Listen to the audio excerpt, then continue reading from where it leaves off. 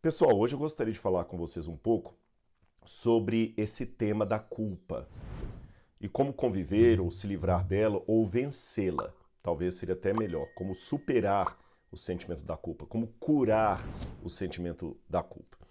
É lógico que todos nós nos sentimos culpados, vez ou outra na vida. Às vezes pode ser por uma coisa realmente muito feia que você fez, é um crime que cometeu, uma desonra que causou alguém, uma falta de honestidade, algo realmente hediondo que foi praticado, ou até mesmo por coisas triviais, como por exemplo, comer uma lata de sorvete quando está de regime, colar numa prova, querer ficar dormindo na cama, mesmo tendo trabalho para fazer ali no home office, esse tipo de coisa assim, né? Nós sempre nos sentimos culpados. Quebrou o regime, se sente culpado. Não foi para academia, puxa vida, eu paguei o mês passado, só fui 2 vezes. São sentimentos que nos incomodam e é tão universal esse sentimento da culpa, ele é tão onipresente na história e no sentimento humano, que quando uma pessoa não sente nenhum tipo de culpa, remorso ou sentimentos afins, os especialistas classificam essa pessoa de um psicopata. O psicopata é justamente aquele que consegue matar uma criança e comer um sanduíche com a mesma naturalidade, ele não sente culpa. Então você vê que culpa não é coisa de pessoas doentes, culpa é coisa de pessoas normais. O que nos torna doentes é como nós lidamos com a culpa e como nós lidamos com a busca ou não da cura dessa culpa. Ou seja, repito, para ficar bem claro para você, se você se sente culpado, isto não faz de você um doente, faz de você apenas um humano normal, tá bom? Alguém que, graças a Deus, não é um psicopata. Mas o que faz você doente é como você vai lidar com esse sentimento da culpa. E eu espero que no vídeo de hoje eu dê alguns elementos aí para você pensar, para você refletir. E por isso eu vou propor aqui um diálogo, ainda que imaginário, entre dois judeus, tá bom? Entre dois judeus. Um viveu no primeiro século da nossa era, o outro viveu no final do século XIX e início do século XX. O primeiro judeu que eu estou falando é o apóstolo Paulo, que foi o escritor de praticamente 70% do que temos no Novo Testamento. Ou seja, a maior parte do que temos no Novo Testamento veio da pena da autoria do apóstolo Paulo. Por outro lado, o outro judeu, Sigmund Freud, o pai da psicanálise, tornou-se nada mais nada menos que um dos autores mais influentes do século XX. A psicanálise, por ele inaugurada, ou pelo menos sistematizada de maneira mais assim categórica, é aquela linha de terapia mental, emocional, onde os especialistas procuram entender o porquê de certos comportamentos, eu diria quase programados, quase robóticos, que nós temos como frutos de neuroses ou sentimentos mal resolvidos. Aí você faz a psicanálise. É uma linha. Tem psicólogos que se especializam na psicanálise, há médicos também, psicanalistas, psiquiatras que trabalham com a psicanálise, ou seja, é uma linha terapêutica. Muito bem. Vamos começar então falando sobre Freud.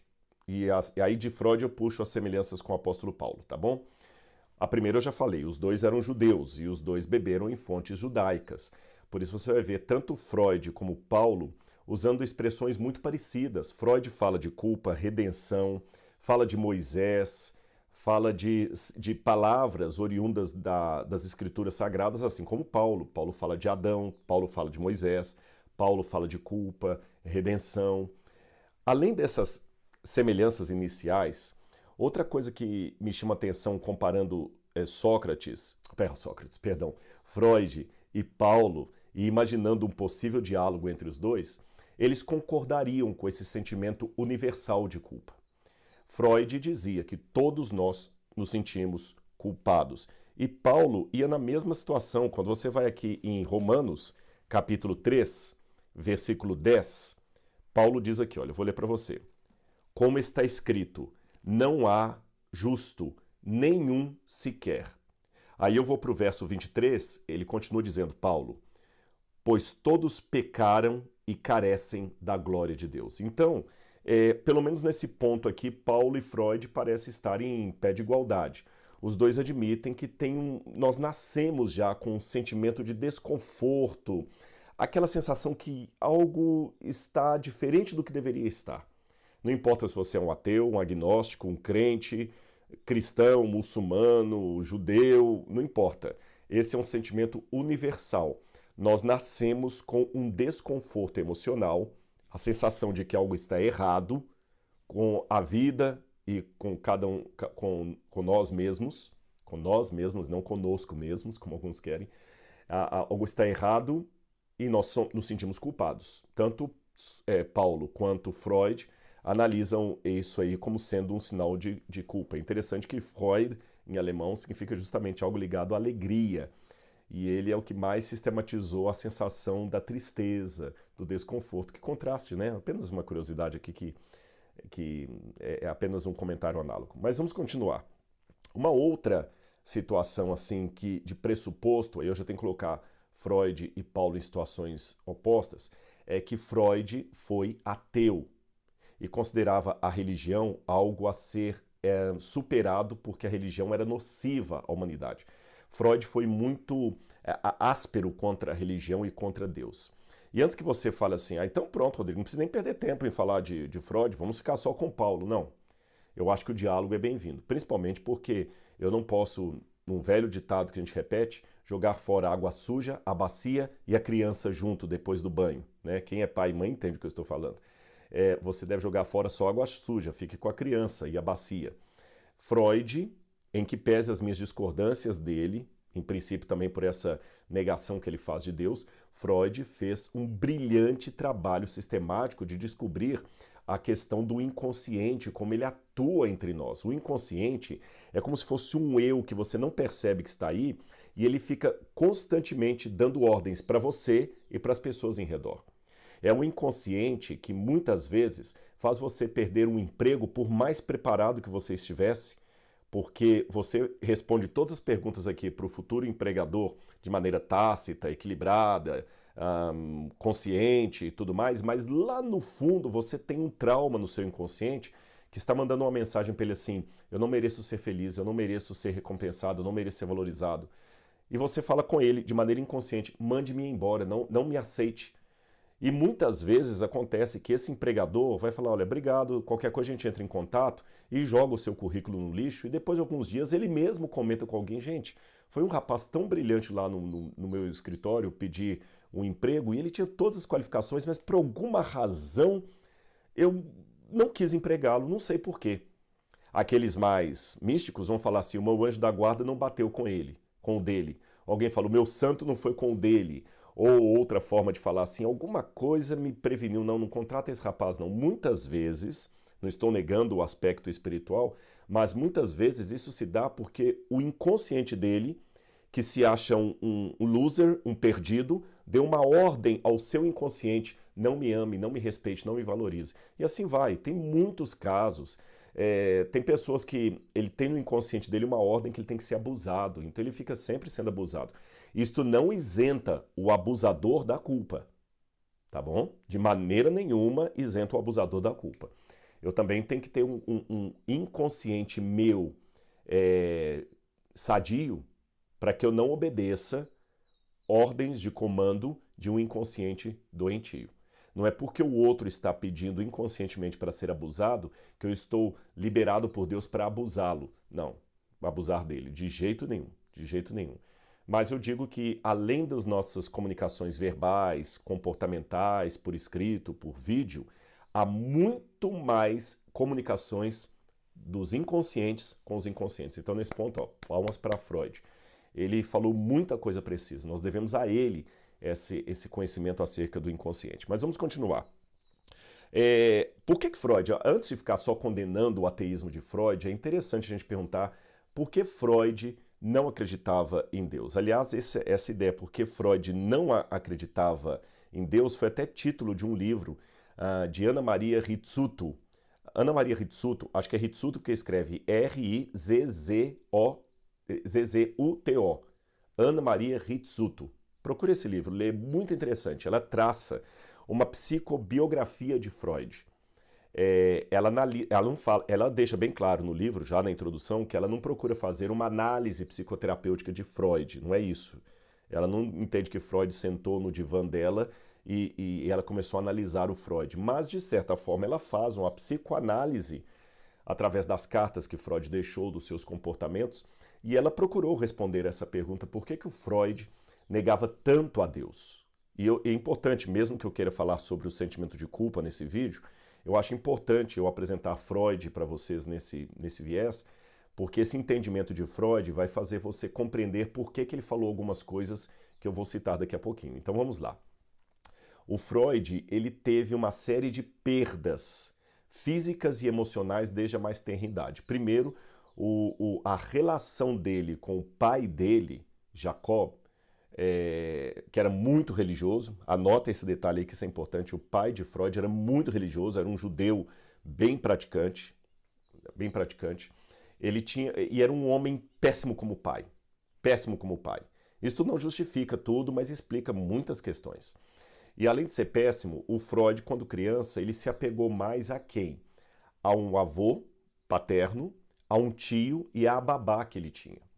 E de uma hora para outra ele foi perdendo essas pessoas num curto espaço de tempo. Em primeiro lugar, morreu o avô dele. Isso foi para ele um golpe muito grande que ele não superou. Pouco tempo depois morreu o tio dele, que eu falei com vocês que ele tinha um sentimento muito forte pelo tio. E o pai dele mandou embora a babá que cuidava dele. A babá foi embora da casa dele. Então, na mente da criança, a babá, que era quem ele tinha também um apego muito grande, também o abandonou. Foi embora, morreu. Embora ela não morreu de verdade, ela apenas foi embora da casa dele, trocou de emprego, qualquer coisa assim. Mas para ele foram 3 lutos. E para piorar esses 3 lutos, o pior, o que mais marcou a vida dele, que esse sim ele nunca superou direito, foi a morte do seu irmão, Július. E aí, quando o irmão dele morreu, aí que ele mergulhou mesmo num ceticismo. Então, a doutora Ritsuto, que é psicanalista, ela chega à conclusão que Freud achou assim, se Deus... porque você sabe, a criança até certa idade, aos 6, 7 anos de idade, os pais representam a primeira imagem de divindade para as crianças. Há estudos, mesmo não religiosos, que comprovam isso. Essa figura do pai e da mãe como heróis da criança é muito forte, e a ausência deles, geralmente a criança se apega a um outro para substituir aquele vazio deixado. E a falta de relacionamento sadio entre a criança e esses adultos na primeira parte da idade dela pode resultar num distúrbio do relacionamento dessa criança, que agora é um adulto, com Deus, porque a primeira imagem de Deus é do adulto protetor, ou não protetor, como foi o caso de Freud. O pai dele não cuidava dele, o desprezava.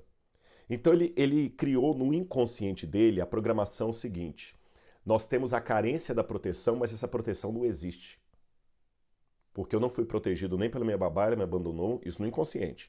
Não fui protegido pelo meu tio, porque ele me abandonou pela morte, meu avô me abandonou, meu irmão me abandonou, todo mundo que eu esperava que fosse me proteger me abandonou. Então nós nascemos com a sensação do abandono, mas a única maneira de vencer essa sensação é ignorando o objeto protetor. Aí Freud pega e transplanta esse trauma dele para a figura de Deus. E na visão de Freud, Deus era o quê? Deus era apenas a supremação do pai. Deus era o pai levado à grandeza absoluta.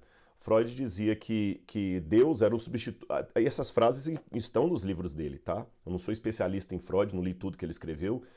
Na verdade, dele mesmo, de capa a capa, eu só li o livro O Mal-Estar na Cultura. Eu li outros trechos, assim, e publicações sobre ele. Eu não sou um especialista em Freud, mas eu vou dar informações que os especialistas dão, e algumas coisas eu fui na fonte primária ali. Você vê muitas expressões em Freud, assim, de Deus como sendo o substituto do pai, Deus como sendo a exaltação do pai, Deus como sendo a cópia do pai. Então, se a imagem que ele tinha do pai, Jacó, era uma imagem péssima, é lógico que a imagem que ele vai ter desse Deus é de uma imagem péssima.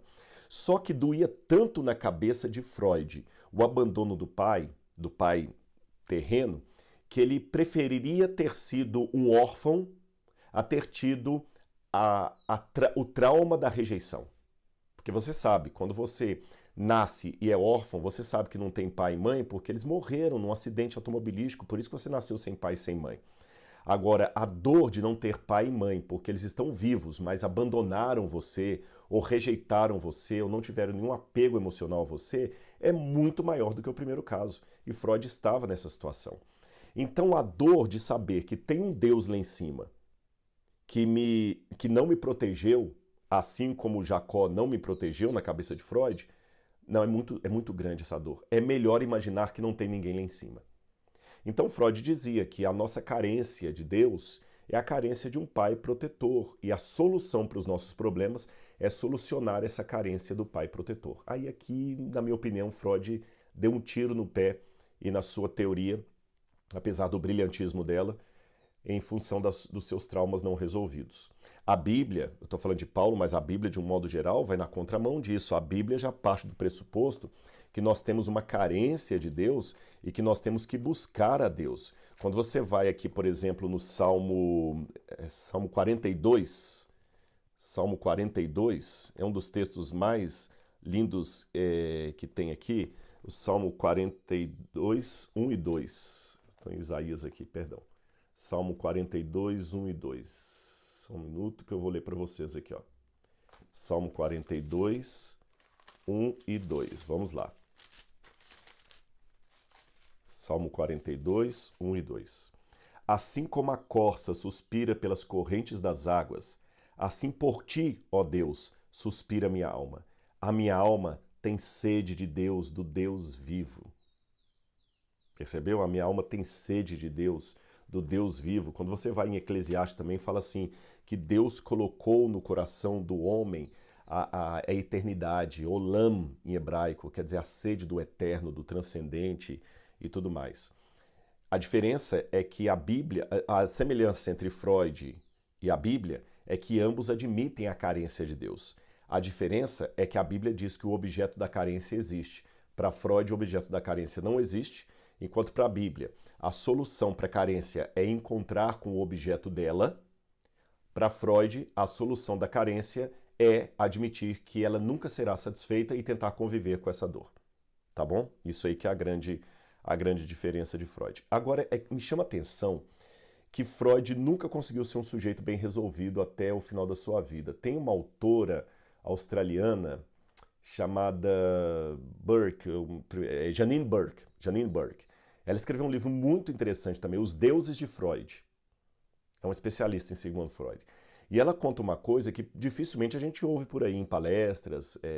Eu queria até assistir aquele seriado de Freud que passou, acho que no Netflix, mas eu não consegui assistir. Eu não sei se lá eles retratam isso. Me deu até a dúvida aqui agora. Se alguém assistiu, coloca no descritor aí se essa parte está lá. Mas a doutora Burke, quando ela fala dos deuses de Freud, ela faz um levantamento de um comportamento muito interessante que Freud adquiriu depois que o pai dele, Jacó, morreu. Quando Jacó morreu, num primeiro momento ali, nos primeiros meses da morte de Jacó, Freud se sentiu liberto da figura que tanto o oprimia emocionalmente. Mas depois de um tempo ele percebeu que ele não conseguia ficar livre da figura do pai, por mais que ele se autoterapizasse. E uma das coisas que ele começou a fazer a partir daí em diante foi colecionar peças arqueológicas, especialmente relacionadas à mitologia grega. Especialmente relacionadas à mitologia grega. Então a casa dele, ele tinha mais de 2.500 peças arqueológicas. Puxa, eu queria ter isso aí em casa. E peças caras que ele pagava. Quando ele mudou de Viena, essas peças foram empacotadas. Parece que depois de alguns anos, depois da sua morte, a família doou essas peças para 2 museus no mundo. Parece que um até que fica em Viena mesmo, o Museu Sigmund Freud. E entre essas peças ele comprava estatuetas, como por exemplo essa que eu tenho aqui, por curiosidade, eu tenho uma estatueta de Artemis.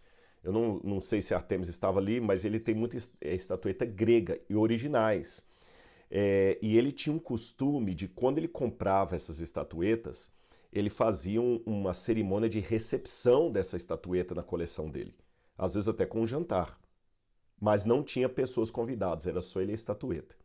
Algumas ele guardava em casa, outras no escritório, mas ele não espalhava em vários cômodos da casa para todo mundo poder ver, não. Elas ficavam como se fosse assim, um altar mesmo. Então ali, por exemplo, no consultório, enquanto ele estava terapizando uma pessoa, enquanto a pessoa estava falando das lutas dela, às vezes o Freud ficava ouvindo e fazendo carinho numa das estátuas. Carinhava a estátua, colocava, ficava observando. E essas estátuas, tem duas coisas interessantes. A Emília Ferreiro, que é uma mulher especializada também em educação, ela também escreveu algumas coisas falando de Freud. Ela fala que Freud, um dos momentos mais assim impactantes de boa memória do pai dele, é que o pai dele, quando criança, contava para ele histórias da mitologia grega. Olha que interessante. Por isso que não podia ser uma estátua qualquer, tinha que ser estátua da mitologia grega. E ele tinha, por exemplo, estátuas ali, não só da mitologia grega, mas principalmente da mitologia grega. Ele tinha estátua de Eros. Uma das estátuas que ele mais gostava, Eros você sabe, é o deus do amor, né? Ele fala do Eros e do Thanatos. Ele tinha uma estátua, várias estátuas da Esfinge também, que ele comprou em antiquários, que foram encontrados ali, estátuas de 400 anos antes de Cristo, 500 anos antes de Cristo. Tem uma estátua que era predileta dele, que embora não fosse da mitologia grega, ele também tinha um carinho grande, que é Ísis amamentando Osíris. É uma das estátuas mais caras ali da coleção. Interessante. Ísis amamentando Osíris. Então você vê que ele se projetava naquilo ali. E o que me chama a atenção, eu abro um parênteses, é que passa-se a ideia por aí, muitos ateus querem passar a ideia que os ateus são pessoas bem resolvidas. São livre-pensadores, pessoas que superaram os traumas da religião. Há muita gente que coloca na internet coisas assim, não, eu fui liberto das amarras da religião e da crença, eu agora sou uma pessoa lúcida, não tem mais negócio de crente, de igreja, e tem muita gente passando essa ideia aí. Mas interessante que a maior parte dos ateus famosos, quando você vai fazer uma biografia dele, você vê que é uma pessoa também mal resolvida. O próprio Freud, pai da psicanálise, que desenvolveu tantas técnicas que ajudam tantas pessoas. Eu mesmo já fiz psicanálise e me ajudou bastante, né? Eu fiz com uma terapeuta de Campinas e me ajudou muito. Por isso vocês estão notando, não estou desdenhando de tudo que ele falou, mas percebam que ele mesmo é uma pessoa com comportamento, eu diria, neurótico, doentio, porque sabe? A partir do momento que a pessoa fica fazendo carinho numa estátua, conversando com o objeto, sabe? Chorando com o objeto. Eu sou arqueólogo e eu tenho um carinho muito grande pelas peças arqueológicas que eu tenho aqui no museu, mas eu nunca me flagrei conversando com elas, fazendo jantar para elas. Assim, bom, então é interessante isso. Você vê que o Freud nunca ficou bem resolvido com essa ruptura que ele teve com Deus por causa do trauma com seu pai. E isto passou por todo o seu escrito. Quando você vai ver esse livro que eu mencionei, O Mal-Estar O Mal-Estar na Cultura, ele publicou esse livro em 1930. O Freud, ele trabalha a culpa ali como sendo uma coisa que nós nunca vamos vencer. É interessante, nunca vamos vencer. Tanto é que tem um especialista em Freud que eu li, vou lembrar, Estrada, o sobrenome dele é Estrada, numa antologia de autores sobre Freud, falando sobre culpa. E esse autor até coloca, para Freud, a culpa não tem cura. Não tem cura. A dor de se sentir culpado é simplesmente a dor de viver. Eu achei forte isso, até sublinhei aí. A dor de se sentir culpado é a dor de viver. É a dor de viver. Tanto é que tem uma expressão que o Freud usa ali nos seus livros para falar da culpa, a expressão Schuld. Schuld é um termo alemão que tem ligação com dívida. Com dívida. Culpa, nos escritos alemães de Freud, tem ligação com dívida. E ele deixa claro que essa é uma dívida que nunca vai ser paga. Nunca vai ser paga. Que pena. Que pena que ele chegou a essa conclusão, que a dívida nunca vai ser paga, porque, de acordo com a Bíblia, a dívida é paga. Porque Paulo fala aqui em Romanos que nós podemos ter paz com Deus por meio de Cristo Jesus, aqui Romanos capítulo 5, verso 1. Justificados, pois, mediante a fé, temos paz com Deus mediante Cristo Jesus. Porque Paulo também deixa bem claro que a dívida que havia contra nós foi paga. Eu posso ler um outro texto para você? Colossenses capítulo 1, versículo 13. Gálatas, Efésios, Filipenses, Colossenses 1, 13. Colossenses capítulo 1, versículo 13. Diz assim, olha. Não é 13, 14, não, perdão, gente, não é esse texto que eu queria ler. É que Paulo fala que nós temos uma dívida, aqui, ó, desculpa-me, é 2,14. Eu virei a página e estava aqui marcado, olha. É Filipenses 2,14. Paulo fala o seguinte, olha, vou ler o 13 também. Enquanto vocês estavam mortos nos seus pecados e na incircuncisão da carne, ele deu vida juntamente com Cristo, perdoando os nossos pecados, cancelando o escrito de dívida que era contra nós. Tá certo? Então Cristo cancelou o escrito de dívida que era contra nós. Não temos mais dívida. Mas, por Freud não trabalhar a ideia da redenção trazida por Deus, para ele a dívida continua. Continua. Romanos 8, verso 11 também fala sobre isso, que Cristo nos perdoou. Romanos 8, verso 11, diz assim na minha tradução, se em vocês habita o Espírito daquele que ressuscitou Jesus dentre os mortos, esse mesmo que ressuscitou Jesus dentre os mortos, vivificará também o corpo imortal de vocês por meio do Espírito que habita em vocês. Ou seja, Cristo perdoou os nossos pecados. Não temos mais dívida. Não temos mais que ter medo, tá certo? Nós já somos filhos de Deus. O Paulo, assim como Freud, ele também lutava com traumas pessoais. Quando você vai aqui para Romanos, já que eu li esse texto, Romanos capítulo 7, versículo 19, 18, Paulo fala o seguinte: porque eu sei que em mim, isto é, na minha carne, não habita bem nenhum. E quando vai para o verso 24, Paulo fala: miserável homem que sou, quem me livrará do corpo dessa morte? Paulo e Freud admitiam que o seu passado de erros, de faltas, de culpa os aprisionava. O problema é que Freud para aqui, mas Paulo continua. Ele continua dizendo: quem me livrará do corpo dessa morte? Ele responde: graças a Deus por Cristo Jesus, nosso Senhor. Já o Freud, como não tinha o graças a Deus por Cristo Jesus, nosso Senhor, nos ensinava apenas a lidar com a culpa e não resolvê-la. Isso é muito ruim, sabe? Então eu digo assim, a psicanálise, ela é boa, ela é muito boa. Falei que eu fiz psicanálise, mas ela tem a sua limitação. A psicanálise sozinha não vai te tirar do buraco. A psicanálise sozinha pode ser um prato de arroz e feijão puro que mata a sua fome, mas não tem todos os ingredientes, nutrientes e vitaminas que você precisa para não ter um problema de anemia ou falta de alguns elementos, tá certo? É uma refeição, mas não tem todas as vitaminas que eu preciso para ter uma vida saudável.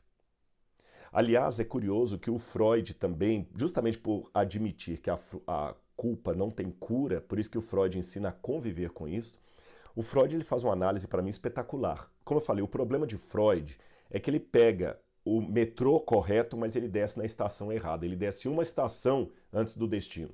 Esse é o problema de Freud. Se eu posso comparar Freud e Paulo, os dois pegam o mesmo metrô, só que Freud desce uma ou duas estações antes do destino onde deveríamos chegar. Esse é o problema de Freud.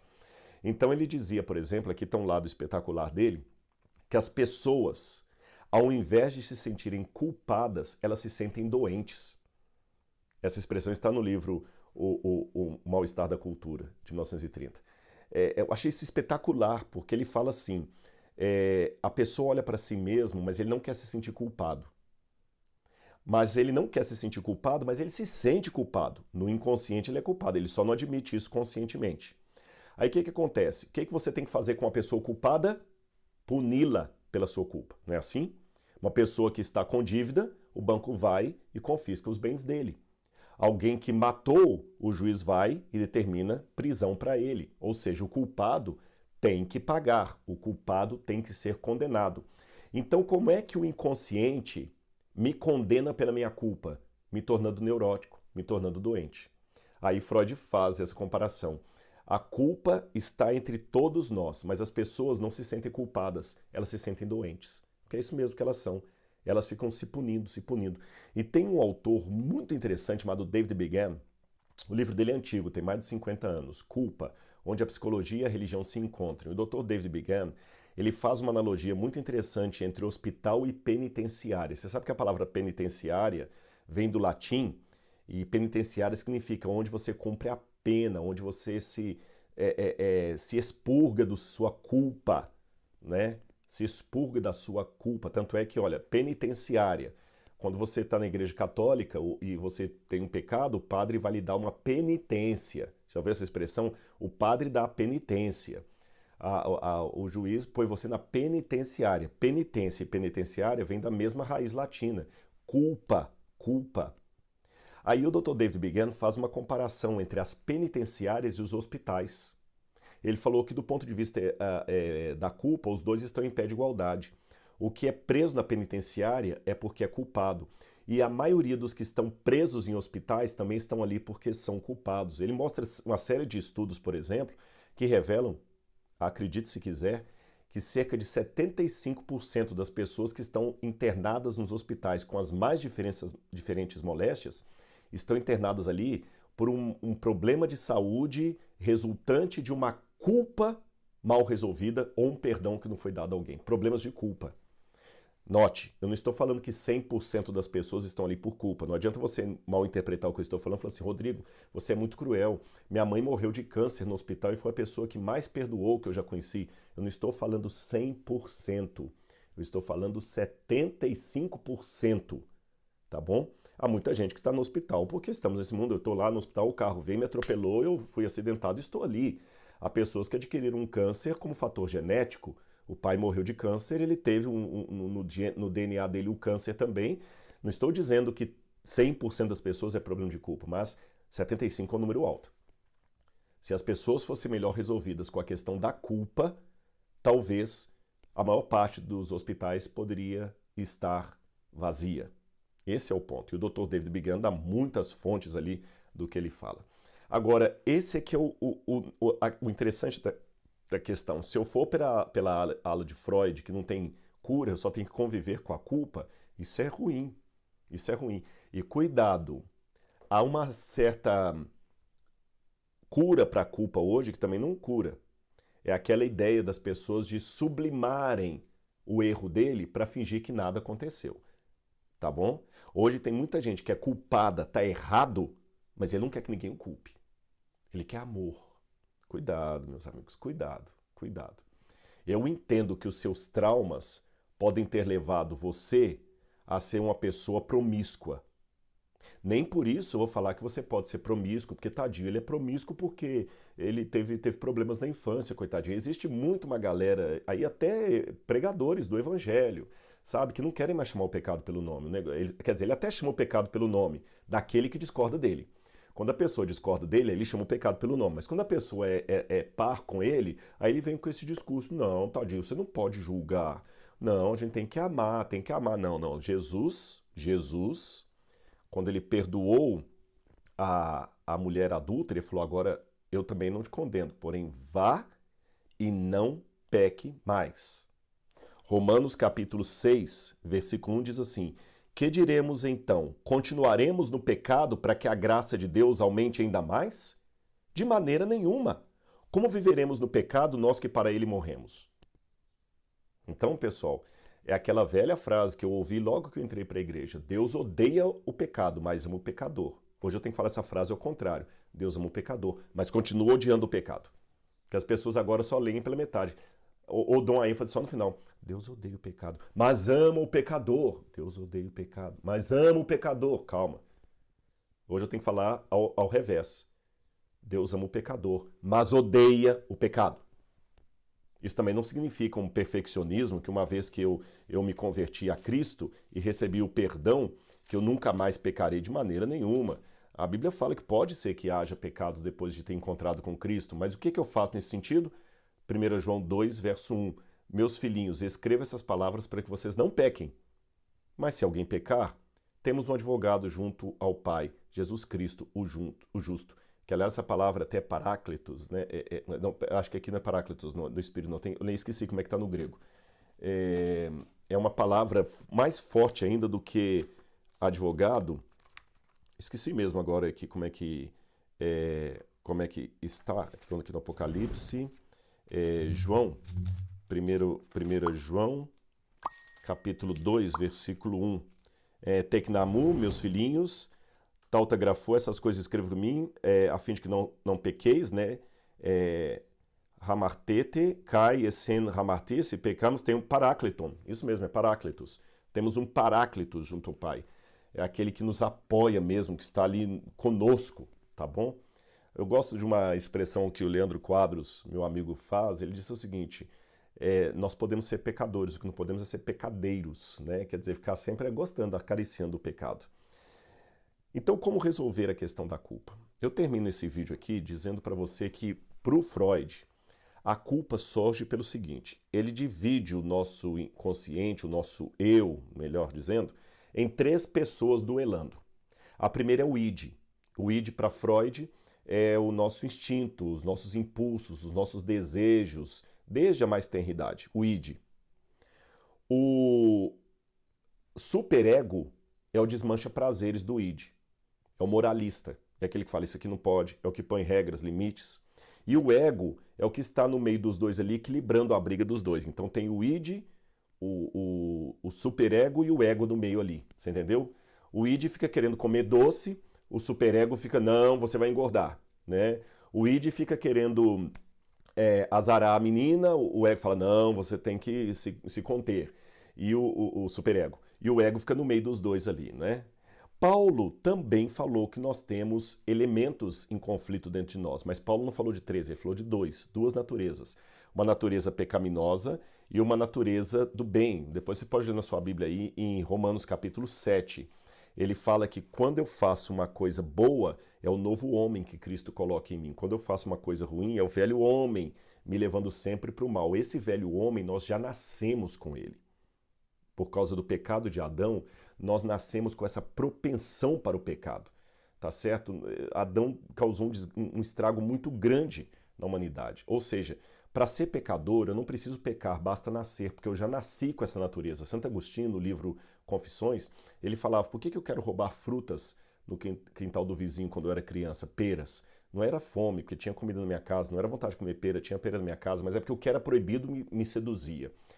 Então, de acordo com a Bíblia, a solução para a culpa é o seguinte: é deixar que a graça de Deus me alcance, me cure espiritualmente e emocionalmente e permita nascer dentro de mim um novo homem. O velho homem não morre instantaneamente. Ele é crucificado. E a crucifixão, a pessoa não morre instantaneamente. Mas o novo homem está ali agora para enfrentá-lo.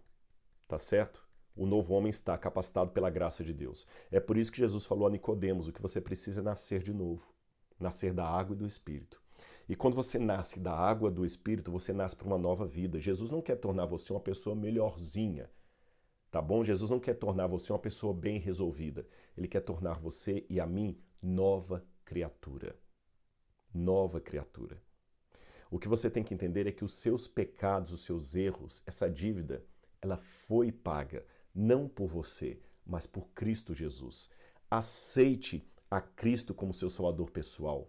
Ele pode limpar você desse trauma que você carrega, dessa culpa que você carrega, uma culpa que às vezes nem é sua, uma culpa que foi implantada por você devido à criação que você teve, onde alguém escreveu um papel paranoico para você e você acaba atuando nessa novela da vida que você nem foi o autor 100% dela, mas apenas marionete do desejo de outros.